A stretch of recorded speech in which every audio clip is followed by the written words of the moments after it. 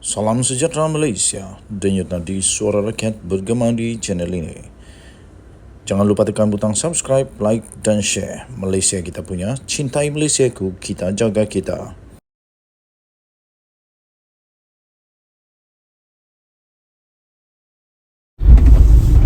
Salam sejahtera Malaysia, denyut nadi suara rakyat bergema di channel ini.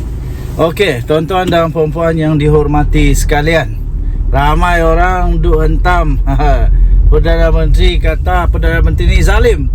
Zalim mananya? Aku pun tak faham. Dekat mana Datuk Seri Anwar Ibrahim, Perdana Menteri Malaysia, zalim? Apa yang zalimnya Anwar bila pejabat Peguam Mahayadin disebut SPRM? Apa kena mengena zalim Anwar dengan pejabat Peguam Muhyiddin diserbu SPRM? Tak ada kena mengena pun. Yang ada orang merayan lah. Jadi Sabuddin Husin menulis di sabudin.com.net. Dia kata, apa yang zalimnya Datuk Seri Anwar Ibrahim bila pejabat Peguam Mahayadin diserbu SPRM? Dalam reaksi terhadap serbuan SPRM terhadap firma guaman Rosli Dahlan Saravana RDS, Presiden Bersatu iaitu Tan Sri Mahayadin Mat Yassin menyifatkan itu sebagai salah guna kuasa. Apa yang salah guna kuasanya? Kenapa? Kalau Muhyiddin jadi Perdana Menteri, lepas tu tiba-tiba ada peguam yang didapati didakwa dan disyaki. Disyaki sebenarnya perkataan tu.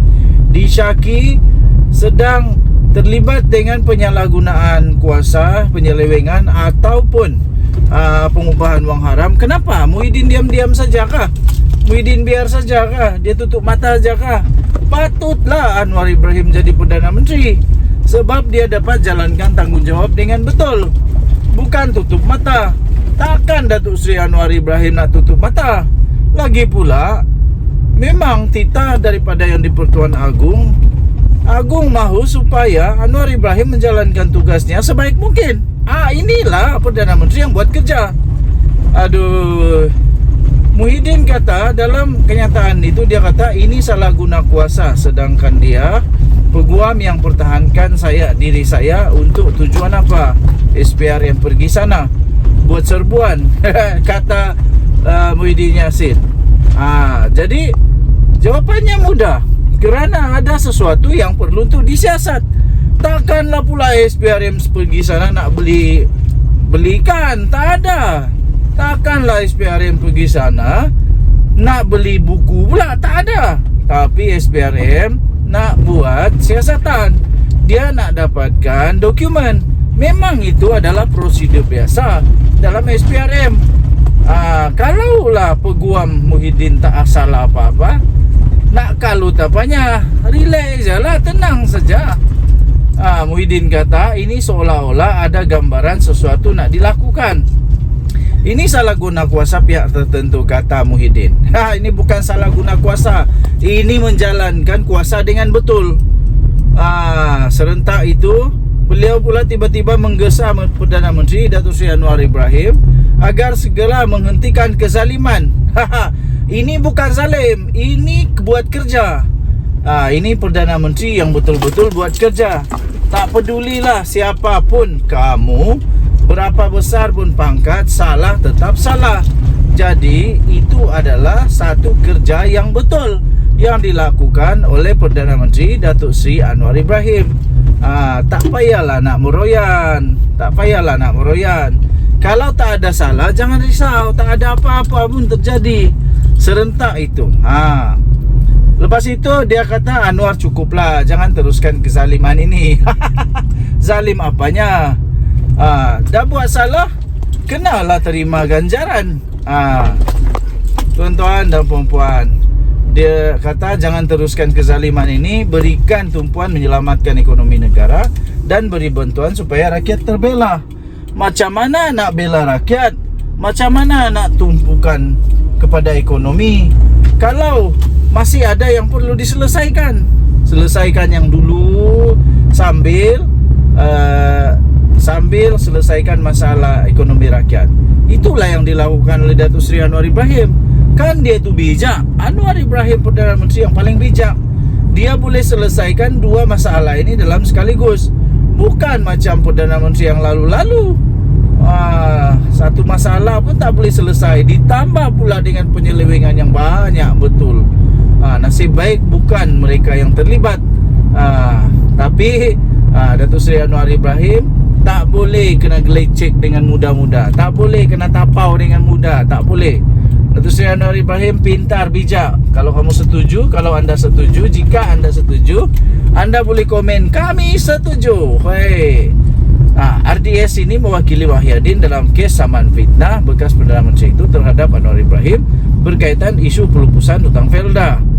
Laporan awal sebelum ini menyebut seramai 12 pegawai SPRM telah pun menyerbu pejabat RDS di Publika di Kuala Lumpur untuk mendapatkan beberapa dokumen bagi tujuan siasatan yang pada awalnya tidak disebutkan.